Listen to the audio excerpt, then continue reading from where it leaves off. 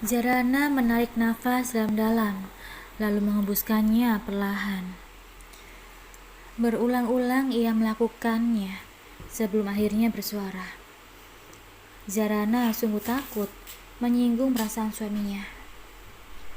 "Maaf mas, ini cuma sekedar saran. Kalau misal mas belajar sholat sama ngajinya sama yang lebih ahli, mas keberatan gak? Biar cepet bisa gitu maksudnya. Mas jangan salah paham ya. Bukannya aku gak mau. Ini demi kebaikan mas aja." Zarana mencoba berbicara selembut mungkin agar Darren tidak tersinggung. Darren menghela nafas pelan, lalu ia menunduk. Hatinya merasa malu dengan semua ini. Dia beragama Islam, tapi sholat saja sampai lupa. Saking lamanya tidak ia lakukan. "Mas malu kalau sama orang lain. Apa yang akan orang itu pikirkan mengetahui orang dewasa seperti mas tidak bisa mengaji dan sholat?" Jawab Darren sendu. Zarana mengerti apa yang dimaksud suaminya. Zarana tidak tega melihat Darren yang putus asa seperti itu. Hingga akhirnya ia memutuskan untuk mengajari Darren sholat dan ngaji oleh dirinya sendiri, tanpa bantuan orang lain.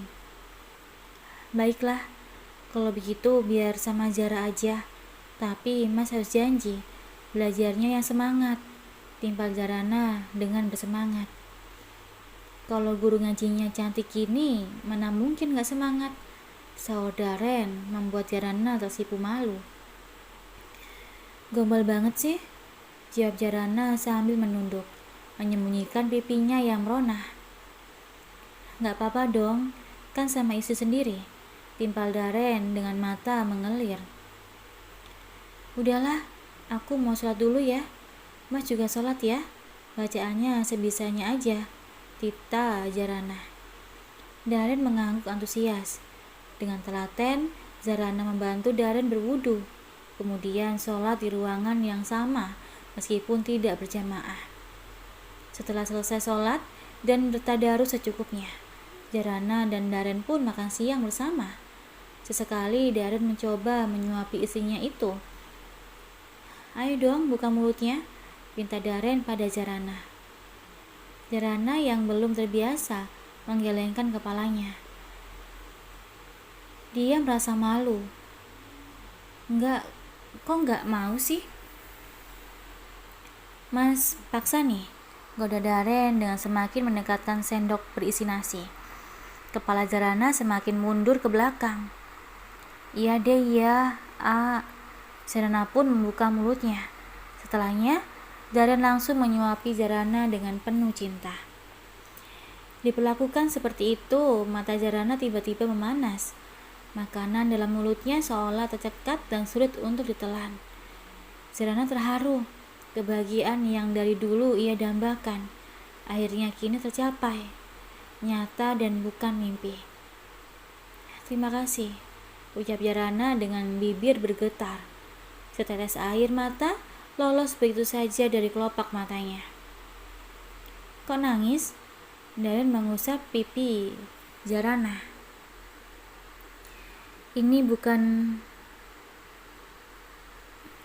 Ini air mata bahagia," jawab Zarana sambil tersenyum. "Nah, kalau senyum kan terlihat lebih cantik," goda Darren membuat Zarana kembali menyunggingkan bibirnya. Selesai makan siang yang penuh tawa dan keharuan, Zarana mendorong kursi roda Darren ke dalam kamar. "Mas, istirahat ya, kan sudah minum obat," tita Zarana sambil membenarkan letak bantal yang akan digunakan Darren. "Kamu juga dong," timpal Darren meraih lengan Zarana. "Aku mau beresin berkas makan," Habis itu mau setrika baju. Lagi pula aku nggak ngantuk kok, jawab Jarana. Sebenarnya dia pun mengantuk, hanya saja pekerjaan rumah membuatnya urung untuk sekedar tidur siang. Sepertinya mama benar deh, lebih baik kita mengambil asisten rumah tangga. Kasihan kamu kerepotan mengerjakan semuanya sendirian, usul Darren.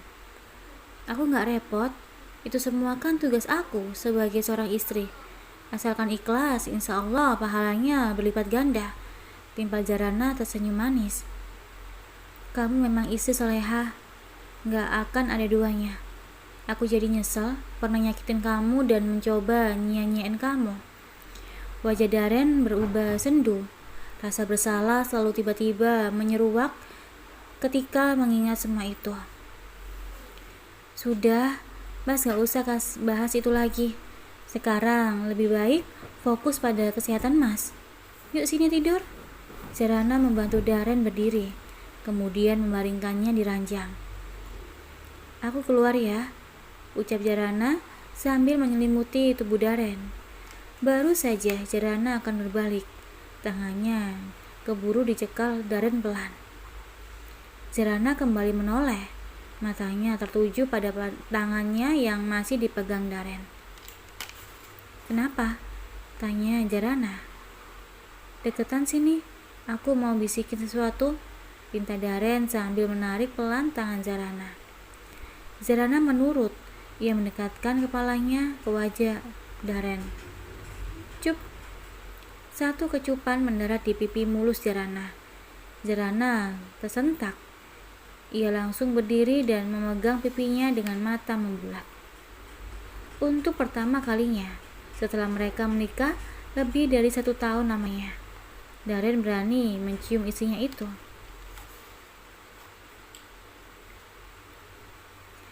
Jarana melepaskan tangannya dari cengkraman lengan Darren, kemudian berlari keluar kamar dengan jantung masih berpacu cepat. Jarana menyender ke daun pintu. Dia masih berusaha meredakan gejolak yang memuncak dalam dada. Ia begitu bahagia. Di sekelilingnya seolah banyak kupu-kupu yang berterbangan. Sementara di kamar Darren, dia benar-benar jatuh cinta pada istrinya itu. Rasa yang dulu hanya setengah karena setengah lagi sudah menjadi milik Hani, kini dipersembahkan untuk Jarana seutuhnya. Dalam hatinya kini hanya ada satu nama, yaitu Jarana. Diserang rasa kantuk yang begitu hebat karena pengaruh obat. Akhirnya Darren pun tertidur dengan bibir masih menguap senyum. Assalamualaikum. Suara salam terdengar dari luar saat Jarana sedang menyetrika. Gegas Jarana mematikan stop kontak setrika, kemudian berjalan menuju ke depan setelah menyambar jilbab panjang di bantalan sofa. Waalaikumsalam, jawab Jarana sambil membuka pintu. Keningnya mengerit melihat laki-laki yang ada di hadapannya. Jarana merasa pernah melihat orang itu. Matanya menerawang mengingat-ingat dia siapa dan dari mana. Maaf mengganggu, saya Ustadz Hafiz. Laki-laki itu memperkenalkan diri. Jarana baru teringat kalau dia adalah Ustadz di tempatnya mengaji. Oh iya Ustadz, ada perlu apa ya? Tanya Jarana sopan. Begini, tadi saya bertemu dengan Bu Ningsi dan Bu Eris. Mereka bilang Mbak Zara ini sedang mencari guru ngaji. Ustadz Hafiz menjelaskan. Jarana mulai paham arti dari kedatangan Ustadz Hafiz ke sini. Maaf Ustadz, keponakan saya yang mau belajar sholat sama mengaji gak jadi datang ke sini. Rumahnya memang di kampung. Jarana tersenyum kikuk. Dia harus berbohong untuk menutupi kehormatan dan martabat suaminya. Oh, tidak apa-apa, tidak masalah. Saya kesini sekedar untuk membantu. Kebetulan saya mempunyai buku-buku panduan untuk belajar sholat dan mengaji dengan cepat. Saya sudah biasa membantu orang mu'alaf, makanya sering stok buku itu lumayan banyak. Barangkali ini bisa bermanfaat.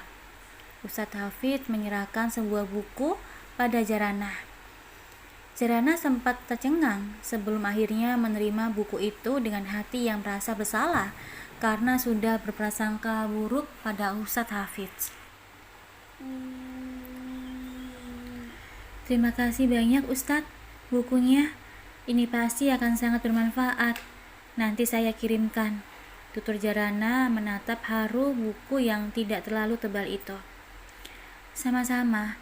Sampaikan salam saya untuk ponakan, Mbak. Semoga Allah memudahkan niat baiknya. Jawab Ustadz itu lembut. Mari, saya permisi. Assalamualaikum. Waalaikumsalam. Jawab Jaranah pelan karena Ustadz Hafiz sudah terlanjur berlalu dari hadapannya. Jaranah menatap buku bersampul kuning tersebut. Ia bersyukur Allah memberikan jalan dan kemudahan untuk membimbing sang suami, meskipun lewat orang yang tidak dikenalnya. Jaranah menutup pintu, ia kemudian berbalik dengan senyum masih tersisa di sudut bibirnya. Siapa yang barusan? Tanya Darren mengagetkan Jaranah. Jaranah sempat merasa tersentak, namun kemudian ia tersenyum sambil menatap Darren. Loh mas, kok udah bangun? Kan tidurnya belum lama. Protes Jaranah sambil menghampiri Darren. Bukannya menjawab pertanyaan Darren, Jaranah justru berbalik bertanya. Iya, mas dengar kamu lagi ngobrol sama seseorang, makanya kebangun, jawab Darren. Aduh, maaf ya mas, tadi ganggu istirahatnya, timbal Jaranah. Siapa memangnya yang tadi? Darren kembali menanyakan pertanyaan yang belum sempat dijawab Jaranah. Oh, dia ustadz yang suka ngisi ceramah ibu-ibu. Tadi waktu beli sayur, aku sempat nanya toko buku sama ibu-ibu di sana. Aku bilang mau cari buku panduan belajar sholat dan ngaji buat ponakan. Taunya ibu-ibu itu ada yang bilang sama ustadz tadi. Ini ustadznya ngasih bukunya. Jaranah menjelaskan panjang lebar sambil memperlihatkan buku di tangannya. Baik banget tuh ustadznya. Jangan-jangan dia naksir sama kamu? Tanya Darren dengan sedikit ketus. Dadanya terbakar cemburu mengetahui ada laki-laki lain yang perhatian pada Jaranah. Mas ini ada-ada aja. Ketemu juga baru sekali doang. Itu juga cuma beberapa detik di jalan habis pengajian. Jaranah malah tersenyum kecil mendengar tuduhan Darren yang dianggapnya aneh. Loh, bisa aja kan? Timpal Darren. Udah ah, jangan mikir yang aneh-aneh. Ini justru salah satu bentuk kemudahan dari Allah. Sahut Jaranah menenangkan hati Darren. Darren pun terdiam, tak ingin berdebat lagi hal yang memang belum tentu kebenarannya. Istirahat yuk. Jaranah mendorong kursi roda Darren, hendak kembali ke kamar. Aku udah gak ngantuk, tutur Darren. Mau nonton TV aja sambil nemenin kamu nyetrika, lanjutnya. Ya udah, ayo. Jaranah pun mendorong kursi roda Darren ke ruang TV, lalu menyalakan TV untuk menemani Darren. Sementara Jaranah meneruskan setrika pakaian yang sempat terhenti. Mas, nanti sore mulai belajar bacaan sholat ya, ujar Jaranah sambil tangannya menggosokkan setrika pada baju. Boleh, mas juga sudah gak sabar, jawab Darren. Benar saja, setelah melaksanakan sholat asar, Jaranah langsung mengajari Darren bacaan sholat dengan telaten. Dituntunnya Darren untuk mengucapkan kata demi kata yang sebenarnya sudah tak asing di telinga Darren, karena dulu juga ia sudah hafal.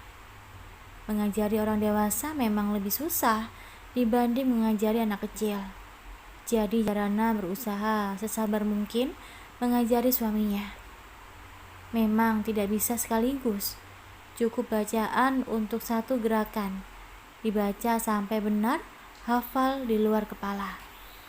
Hampir 1 jam, Daren menghafal surat Iftitah dan surat Al-Fatihah. Jarana mendengarkan dengan seksama saat Daren kembali mengulangi bacaan yang lumayan panjang itu. Jarana dan Daren sama-sama senang saat Daren sanggup menghafal bacaan itu dengan lancar. Tuh kan, kamu pintar mas, puji Jarana saat ia mengakhiri sesi belajarnya hari ini. Tapi gurunya lebih pintar, jawab Daren memijit hidung Jarana pelan hingga istrinya itu pura-pura meringis kesakitan dan mengusap hidungnya. Hari ini cukup sampai di sini dulu, besok kita lanjutkan lagi, tutur Jarana diiringi anggukan kepala Daren. Aku mau nyiapin makan malam dulu ya, sahut Jarana sambil bangkit dari duduknya. Aku temenin, sahut Daren sambil mengikuti Jarana ke dapur. Katanya Diana mau nginep, kok belum datang ya? Tanya Jarana saat ia membersihkan ikan. Gak tahu, gak ngasih kabar lagi, jawab Daren yang matanya tak lepas menatap lengan Jarana yang cekatan membersihkan sirip ikan. Baru saja dibicarakan, pintu pun diketuk dari luar. Itu sepertinya Diana, ujar Jarana sambil mencuci tangannya yang bau amis ikan. Jarana pun segera berlalu untuk membuka pintu. Hai Di, tumben sore banget, sapa Jarana saat membuka pintu. Iya, pulang dari butiknya lumayan sore, jawab Diana yang melangkah masuk ke dalam rumah. Mbak, mau masak ini? Kamu tungguin aja ya, pinta Jarana. Aku bantuin aja ya, tawar Diana antusias. Gak usah, kamu juga pasti capek kan? Tolak Jarana. Enggak kok, aku gak capek. Aku juga kan pengen belajar masak, keke Diana. Masak? Buat siapa? Goda Jarana. Iya, buat siapa aja, jawab Diana tersipu. Iya deh ya, yuk, Kak Daren juga di dapur, ajak Jarana. Mereka pun berjalan ke dapur bersama-sama. Kak Daren di dapur bantuin Mbak Jarana juga, tanyanya Diana melihat Daren di area dapur. Iya, bantuin makan, jawab Daren terkekeh. Ye, kalau itu aku juga bisa, timpal Diana.